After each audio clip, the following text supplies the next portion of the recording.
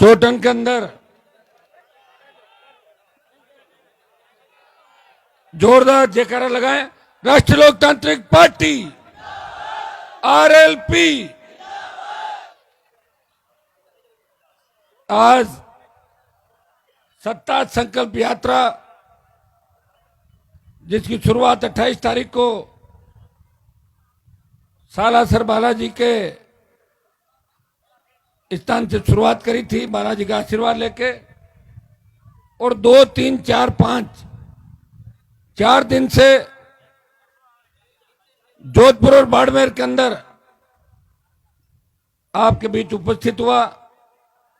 Late चल रहा हूं और लेट का कारण भी आप समझ सकते हो कि इतना प्यार प्रेम आशीर्वाद है आप लोगों का कि हर 5 किलोमीटर 10 किलोमीटर पे मुझे रुकना पड़ता है। इसलिए रथ तो चलता है 50-60 स्पीड, रथ में आ ही नहीं पा रहा हूं, रथ को कहीं आगे भेजना पड़ता है, कभी रथ में दिखता हूं। मैं खुद ही, मेरी इच्छा है कि मैं आप सबके दर्शन करूं, आप सब के बीच अपनी उपस्थिति दर्ज कराऊं। और ये सत्ता संकल्प, इसको नाम क्यों दिया? सत्ता का संकल्प लेके हम इस व्यवस्था को बदलेंगे। जब 18 के अंदर पार्टी बनाई तब हमने हुंकार रैलियों के माध्यम से इस पार्टी का गठन किया। हुंकार भरी नागौर की धरती से कर्ज मुक्त किसान, फ्री बिजली, टोल मुक्त राजस्थान, सशक्त लोकायोग, बेरोजगारी भत्ता, रोजगार, प्रत्येक खेत को सिंचाई का पानी, बेमुक्त अपराध मुक्त राजस्थान। हुंकार के माध्यम से नागौर से बाड़मेर, बीकानेर, सीकर, और जब हम जयपुर पहुंचे तो डरी हुई वसुंधरा सरकार ने नौकरियों की घोषणा करी, स्टेट हाईवे टोल फ्री किए और 5 हॉर्स पावर की बिजली माफ करी। लेकिन जैसे ही गहलोत सरकार आई, टोल वापस लगने लग गया राजस्थान के अंदर। भाइयों, कोई लड़ने वाला नहीं, बीजेपी ने विपक्षी भूमिका नहीं निभाई। 5 साल भारतीय जनता पार्टी सोई रही और आखिरी साल के अंदर बीजेपी को याद आया कि हमें राज बनाना है, क्योंकि राजस्थान में 2 ही पार्टियां राज कर रही है, कांग्रेस और बीजेपी। तो बीजेपी के लोगों के पास कोई चेहरा नहीं, बारात है लेकिन दूल्हा नहीं है, तोरण कौन मारेगा इस बात का पता नहीं है। लेकिन कोई रथ लेके किधर निकल रहा है, कोई रथ लेके किधर निकल रहा है, कोई 15 तो रथ बना रखे हैं और 200 मारुति रथों पे घूम रहे हैं। और ये कौन मुख्यमंत्री बनेगा इसका अता पता नहीं। और मोदी जी बार बार राजस्थान आ रहे हैं, क्यों आ रहे हैं? उनको गहलोत का डर नहीं है, मोदी को डर है राष्ट्रीय लोकतांत्रिक पार्टी का। वो चाहते हैं कि अगर वोट आरएलपी के अंदर चला गया, बीजेपी की सरकार नहीं बनेगी और राजस्थान में भाजपा की सरकार नहीं बनी तो 24 में मोदी फिर देश में नहीं आएंगे। इसलिए बार बार हर 5 दिन बाद, 3 दिन बाद, 7 दिन बाद, कई बार तो ये स्थिति हो गई कि एक स्थान पर डबल रैली रख ली। मेवाड़ के अंदर पहले आए फिर चले गए, बोले भूल से हो गया, अब तो कर लो, जब कर दिया तो नहीं तो भद्दे लगेंगे। तो यह हालत हो गई भाई। यह हालत किसने की? आपकी हुंकार, आपकी ललकार, आपके जोश ने। यही राजस्थान था, सीधा सा गणित होता था, एक बार कांग्रेस एक बार बीजेपी, एक बार कांग्रेस एक बार बीजेपी। यही राजस्थान है। लोगों ने कहा हमें हमारी क्षेत्रीय पार्टी चाहिए, हमें बोतल वाली पार्टी चाहिए। छोटे बच्चों ने बाड़मेर चोटन के गांव झोंपड़े के अंदर झंडा लगाया आरएलपी का, हम इस पार्टी को वोट देंगे, बोतल हमारा चिन्ह है, ये जवान किसान की पार्टी है। और भाइयों, जो झंडा मैंने आपको दिया है, अगर वो झंडा लेके कोई गरीब आदमी सड़क पे खड़ा हो जाए या खेत पे खड़ा हो जाए, मजा ले, कोई उसकी तरफ देख ले। राजस्थान की सरकार भी डरती है झंडे से और देश की सरकार भी डरती है। जिस तरह लाल झंडे से ट्रेन रुक जाती है, आरएलपी के झंडे से सरकारें रुक जाती राजस्थान के अंदर। मैं आपको आह्वान करूंगा, इस बार नौजवानों को पूरी ताकत के साथ, समझ के साथ वोट करना है। और वोट क्यों करना है वो भी मैं बता दूं कि 18 के अंदर भी वोट का बहुत बड़ा अंतर नहीं था। 1,39,00,000 वोट मिले थे कांग्रेस पार्टी को, 1,36 मिले थे बीजेपी को और 80 लाख वोट मिले थे हम सबको, जिसमें आरएलपी थी, बीएसपी थी, निर्दलीय थे, बीटीपी थी, लोकदल था, कम्युनिस्ट थे, हम मिला के पहुंचे थे 80 लाख पे। अब कौन बढ़ा मुझे बताओ 5 साल में? बाकी तो कोई बढ़ा नहीं 5 साल के अंदर। मैंने उस समय 57 सीट लड़ाई, 200 लड़ा था तो 20 लाख वोट उसी टाइम मेरे आ जाते। उपचुनाव लड़ाए राजस्थान के अंदर आरएलपी ने अपने दमखम पे, पंचायत पालिका चुनाव लड़ाए। नतीजा ये हुआ कि एक उपचुनाव आरएलपी जीती और एक बीजेपी और 6 कांग्रेस पार्टी जीती। वो क्यों जीती? क्योंकि बीजेपी और आरएलपी के अंदर जब संघर्ष हुआ तो भारतीय जनता पार्टी कई जगह चौथे नंबर पे चली गई और कई जगह 3rd नंबर पे बीजेपी को संतोष करना पड़ा। आप इस गणित को समझो। जो नौजवान है पहली बार वोट करेगा राजस्थान के अंदर, उनकी संख्या कितनी है? 85 लाख पहली बार वोट करेगा राजस्थान के अंदर। वो पहली बार वोट करेगा, भय मुक्त अपराध मुक्त राजस्थान के लिए वो सत्ता का संकल्प लेगा कि मुझे भय मुक्त अपराध मुक्त राजस्थान चाहिए, मुझे किसी अबला की चीख और पुकार नहीं चाहिए, मुझे पेपर लीक की घटना नहीं चाहिए, मुझे बजरी माफिया, भू माफिया, पर्यटन माफिया नहीं चाहिए। मुझे ऐसा राजस्थान चाहिए जहां डिग्री से पहले रोजगार की गारंटी हो, आत्महत्या नहीं करे हमारा बेरोजगार भाई, कोई छात्र कोचिंग संचालकों के दबाव में कोटा के अंदर सुसाइड नहीं करे, कोई किसान कर्जे के बोझ की तरह आत्महत्या नहीं करे, और जब किसान की फसल बर्बाद हो जाए तो उसे सरकार की तरफ टकटकी लगाकर नहीं देखना पड़े, और कोई नेता अगर भ्रष्टाचार करे तो लोकायुक्त उसके खिलाफ मुकदमा दर्ज करके उसे जेल की सलाखों के पीछे डाल दे। ऐसा वोट वो 85 लाख करेगा। उस 85 लाख ने अगर सही वोट कर दिया तो राष्ट्रीय लोकतांत्रिक पार्टी अकेली अपने दम पे 1 करोड़ से ज्यादा वोट राजस्थान के अंदर लेगी। और जब 1 करोड़ आरएलपी लेगी तो आप देख सकते हो कि सबसे बड़ा दल कौन होगा, और नहीं भी होगा तो कांग्रेस बीजेपी से एक को 3rd नंबर पे डाल देंगे। सत्ता हिचकोले खाएगी यूं ऐसे, और जब खाएगी तो आपको पता फिर कहां जाएगी, आप भी जानते हो सारी बातें। इसलिए तैयार हो जाओ। अभी मैंने लखवीर साहब को इसलिए खड़ा किया कि चोटन में मुसलमानों के बिना 3rd फ्रंट की जीत मुश्किल है। मैं तो सही बात कहने वाला आदमी हूं, गलत नहीं कहता, इसलिए मैंने पार्टी बनाई अलग भाई। मैं बात वही कहूंगा जो सही है। अगर आप 30% मुस्लिम, मैं तो उम्मीद करता हूं मुसलमान 70% मुझे वोट दें। यहाँ क्या दिक्कत है मुसलमानों, खुद तो कैंडिडेट है नहीं उनका, मुझे दे दो, दिन भर तुम्हारे गीत गाता हूं राजस्थान के अंदर, देश के अंदर।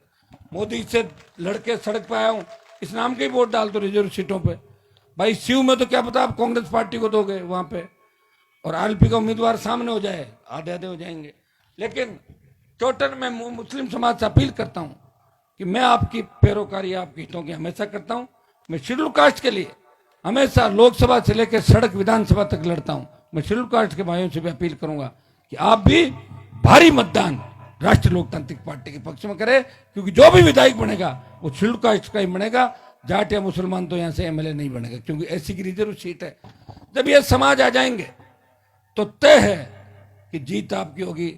आरएलपी के चिन्ह का वोट यहां 50,000 से शुरुआत होगी, 50,000 से शुरुआत होगी, और मुस्लिम और एसी जुड़ जाए जहां जहां आते हैं तो ये वोट जाएगा 75-80 हजार राजस्थान के अंदर। और जिस तरह सर्व समाज जो चोटन के अंदर लंबे समय से संघर्ष कर रहा है, चोटन की सीएससी को जिस तरह उप जिला अस्पताल बनने के बाद बिना सहमति के बाहर ले जाने का प्रयास किया जा रहा है, मैं आपको आश्वस्त करता हूं कि आज मैं जिला कलेक्टर से बात भी करूंगा, सरकार से भी बात करूंगा कि इस तरह का अन्याय करने की आवश्यकता नहीं। जनता क्या चाहती है वही काम होना चाहिए। विकास जब ही माना जाएगा जब जनता चाहती है।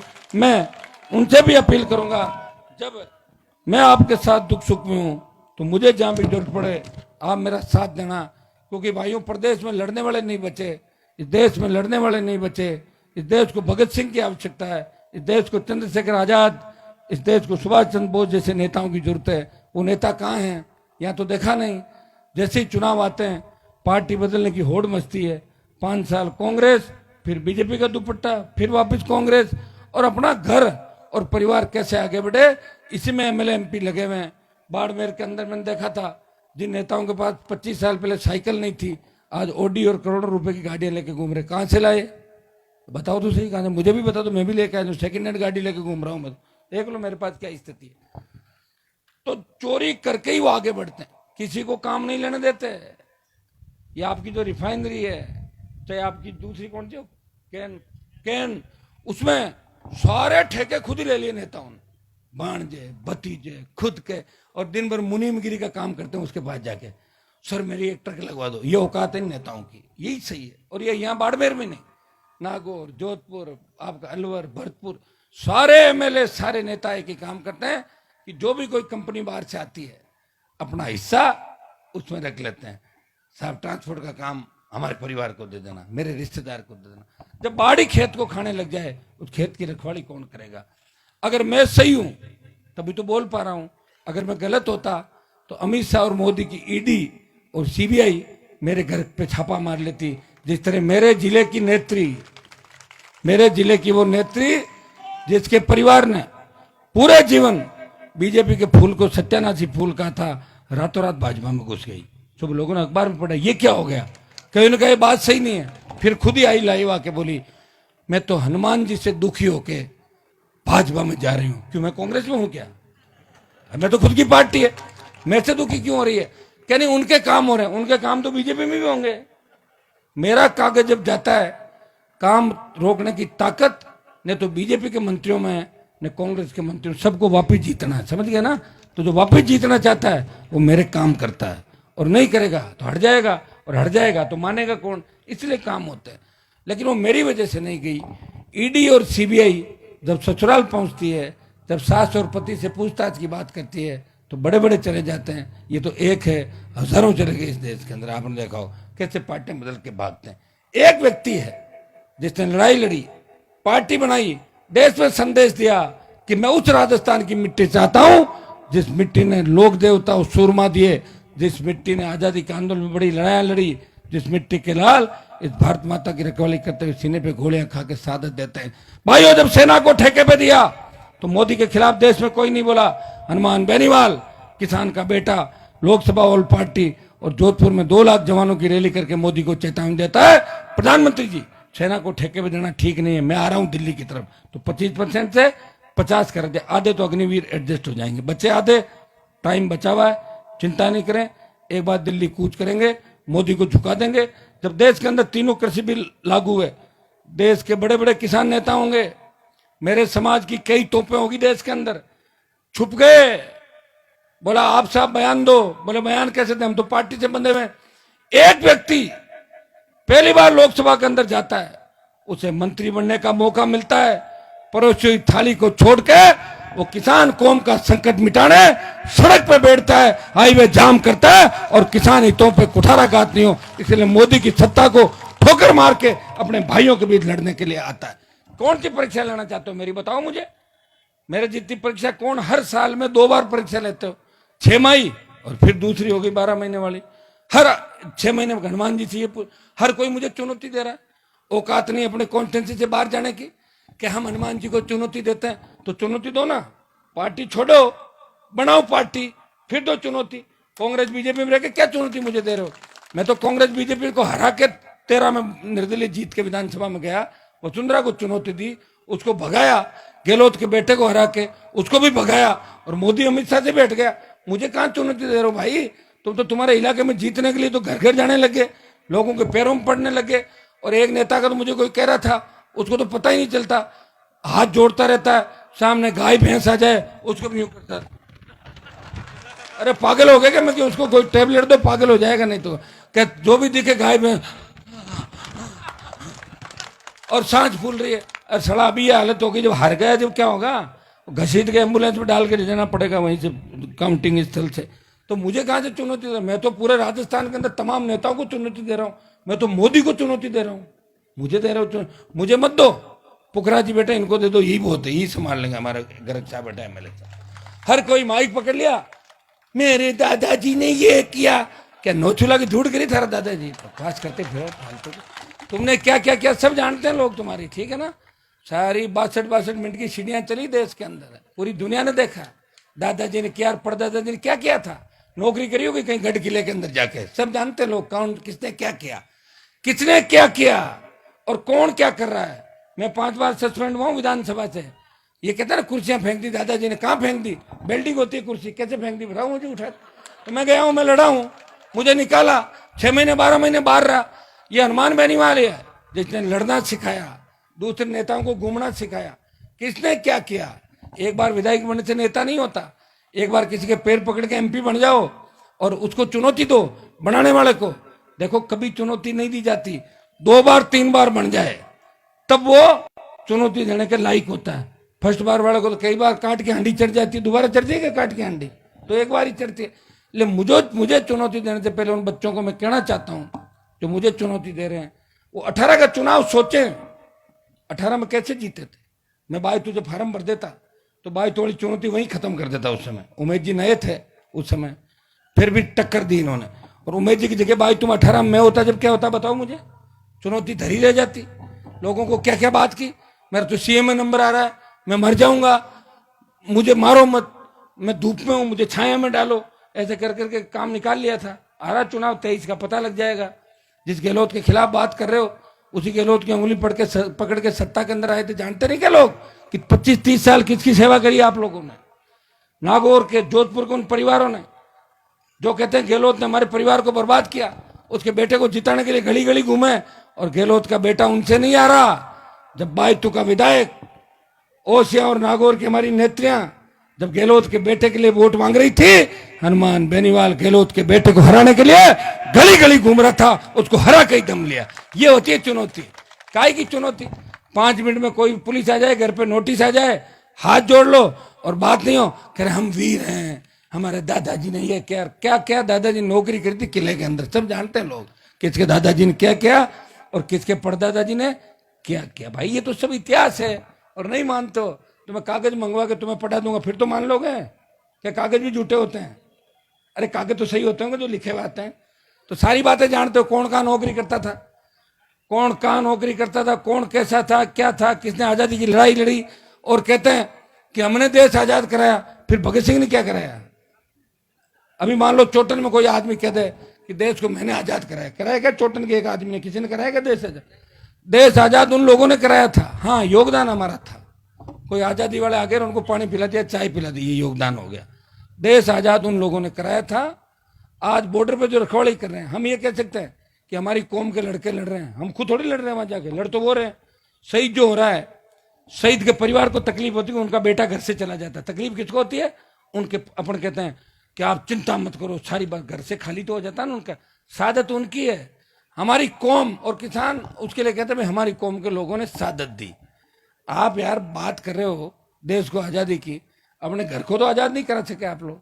घर को आजाद करने के लिए भी पूरा सिस्टम सेट करना पड़ता है। भाई कहाँ तुम थे, क्या क्या धोखा इस राजस्थान को, मारवाड़ को। पीने का पानी नहीं, ये तो तेल निकल गया। अगर आपके लोगों को, नेताओं को पता हो जाता कि अंदर तेल है तो उसको भी रोक देते अंदर, कैसे इनके तेल निकलना नहीं चाहिए, विकास हो जाएगा। नागौर में किया ना, ट्रेन आएगी तो चोर आएंगे, बिजली आएगी तो करंट आएगा।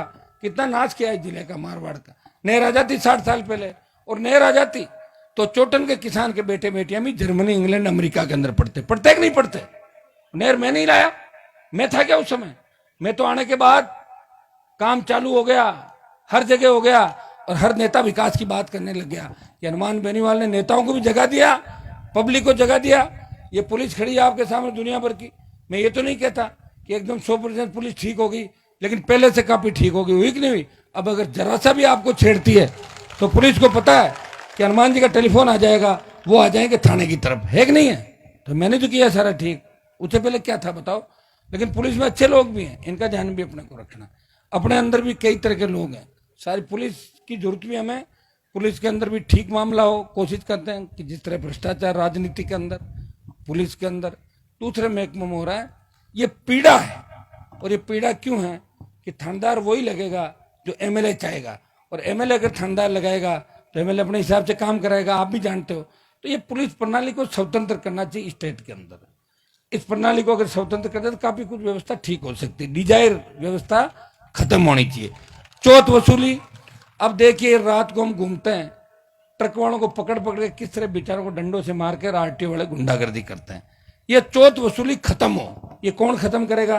क्योंकि पैसा कमाने का सबसे बड़ा साधन तो यही है, परिवहन विभाग, सरकार यहीं से पैसा कमाती है। मैं आपको विश्वास दिलाता हूँ, आरएलपी अगर सत्ता के अंदर आई तो उन्हें तो टोल देना पड़ेगा और उन्हें रात को चौथ वसूली होगी किसी ट्रक वाले के साथ। इतना मैं विश्वास दिला सकता हूँ। न किसी जवान, न किसी व्यक्ति को भूखा सोना पड़ेगा। जवान को डिग्री और रोजगार के लिए तड़पना नहीं पड़ेगा, किसान को कर्जे के बोझ के तले आत्महत्या नहीं करनी पड़ेगी, किसी अबला नारी की चीख पुकार आपको सुनने को नहीं मिलेगी। इतना विश्वास चोटन के सर्व समाज 36 कौम के भाइयों को दिलाने के लिए आया हूं। 18 के अंदर में नई पार्टी थी, नया था। उसके बाद आपने मेरा संघर्ष देखा, मेरे पार्टी के विधायकों का संघर्ष देखा। कम साधन संसाधन के अंदर भी लड़ते रहे, मैदान छोड़ के नहीं भागे। और तुम्हें जरूरत पड़ी तो आधी रात को माफिया से लड़ने के लिए पूरी ताकत और दमखम के साथ न्याय दिलाने के हर जाति को, राजस्थान के हर कोने के अंदर, चंबल के बीड़ से लेकर बाड़मेर के धोरों तक हर समाज की रखवाली करने का प्रयास किया। भाइयों, बार बार अच्छे नेता नहीं मिलते, सदियों में बहुत कम मिलते हैं, लेकिन अच्छे लोगों को संभाल के रखने की आवश्यकता। ये तो क्या नाम तुम्हारे एमएलए का, ये पद्माराम, रामू राम, ये तो मिलते रहेंगे, चेंज होते रहेंगे, इससे क्या फर्क पड़ जाएगा बताओ मुझे। लेकिन हनुमान बेनीवाल तो बार बार नहीं मिलेगा। लेकिन जो वोट बोतल में जाएगा वो हनुमान की ताकत को जा रहा है। ये मुझे वोट डालोगे बोतल के चिन्ह को वोट, आप ये मत देखो कि पद्माराम को जा रहा है या फलाना राम को जा रहा है, ढिमका राम को जा रहा है, ये मुझे जा रहा है।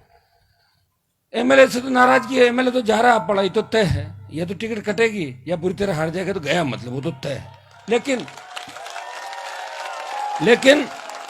लेकिन आ कौन रहा है? अगर बीजेपी आ रही है तो फिर मैं क्यों घूम रहा हूं? ये भी तो सोचो आप, ताली बजा रहे हो। हाँ, ये कहोगे आरएलपी आ रही है, ले आओगे क्या आरएलपी को? तो तुम कोई ले आओ तो मेरी सांस ठीक रहे। बाकी तो दिल्ली में लोग कहते हैं घूम लिया हनुमान, क्या हो गया, 20 साल हो गई घूमते हो, सीट तो 3, 5, 7 आई है, 3-4 से मन नहीं भरेगा। सीटें तो 70-80 पार चाहिए राजस्थान में। 100 पार हो जाए तो अच्छी बात, 100 पार हो सकती है, सीधी सीधी हो रही। देख लो आप, जिले देख लो, बाड़मेर, जालोर, पाली में कुछ जगह ले लो, जोधपुर, नागौर, बीकानेर, गंगानगर, हनुमानगढ़, सीकर, चूरू, झुंझुनू, जयपुर, अजमेर, भीलवाड़ा, चित्तौड़, उदयपुर, टोंक, करौली, धौलपुर, भरतपुर, अलवर, आगे 100 पार, 130 के पार जा रहे हो। उठो, अपनी ताकत को पहचानो, डाल दो वोट जाके, और अभी से प्रण कर लो सत्ता संकल्प का कि हम प्रण करते हैं कि 1 वोट खुद देंगे और 1 वोट दूसरे मेरे भाई का और आसपास के लोगों को लेके 1 का 2 वोट कर देंगे। अपना व्यवस्था बदल जाएगी। चोटन में 40,000 कितने 30,000 आए थे, कितने आए थे, कितने? और वो 24,000 वाला कहाँ है? अपने साथ निकल गया। अच्छा रहा, कोई नया डंका आ जाएगा। ठीक है, पिछली बार जागृति थोड़ी कम थी, बढ़ गया था वोट, लेकिन 5 साल में कितना वोट बढ़ा। ये जो बढ़े है ना 80-85 लाख, इसमें चोटन में भी खूब नया वोट बढ़ा है। बाड़मेर का आज मैं देख रहा था, कितने लाख बढ़े बाड़मेर जिले में? 12 इतना ना ज्यादा बढ़े भाई, कितने बोला था ना, इतने लाख वोट नया करेंगे बाड़मेर जिले में, तो वो बढ़ा है। तो 4.5 तो बढ़ गया ना, 50,000 यहाँ, 50,000 मान लो ना, तो 50,000 में 30 मेरे मान लो अकेले के, वो तो नए है ना बच्चे, 30 बढ़ गए, और 30 वो बढ़ गए 24, और कुछ बढ़ा दोगा, लोग बैठे हो ना आप लोग, बढ़ा देना। कुछ शहर वाले आ गए, अस्पताल का मामला है, इसको भी सलटाएंगे आपके, चिंता मत करो। 1-2 मामले बढ़ा देना, वोट 75,000 कर देना, जीत जाएगी सीट आरएलपी की। बीजेपी को रख दो पीछे, क्या करोगे? ये कोई बीजेपी की ऐसी कोई लुटेरी दुल्हन या दूल्हा आके बैठ गया, 5 साल फिर तकलीफ पाओगे, फिर मुझे बुलाओगे बार बार। तो मैं आपको आह्वान करता हूं कि आप सत्ता संकल्प यात्रा के माध्यम से जो लड़ाई में लड़ रहा हूं राजस्थान के अंदर, मेरा पूरा साथ दें। और चूंकि बाड़मेर बॉर्डर का इलाका है, आपको लड़ता हुआ देख के दिल खुश होता है कि बाड़मेर के अंदर हमारे भाई किस तरह लड़ रहे हैं सत्ता के खिलाफ। यहाँ कोई कार्यक्रम की तैयारी नहीं थी, मैसेज किया अपना, बच्चों ने सारा कार्यक्रम देखिए, आरएलपी का टेंट लगाया आपने, पूरा आरएलपी के कलर का टेंट है पूरा, तो मैसेज आपने दिया। मैं विश्वास दिलाता हूं, आपको धोखा नहीं दूंगा, सत्ता के अंदर लेके आऊंगा। और सत्ता में एक बार आ गए और सत्ता का आनंद ले लिया तो आप सत्ता को छोड़ोगे नहीं, हमेशा सत्ता आपके हाथ में रहेगी। बहुत बहुत आपका धन्यवाद। जय हिंद।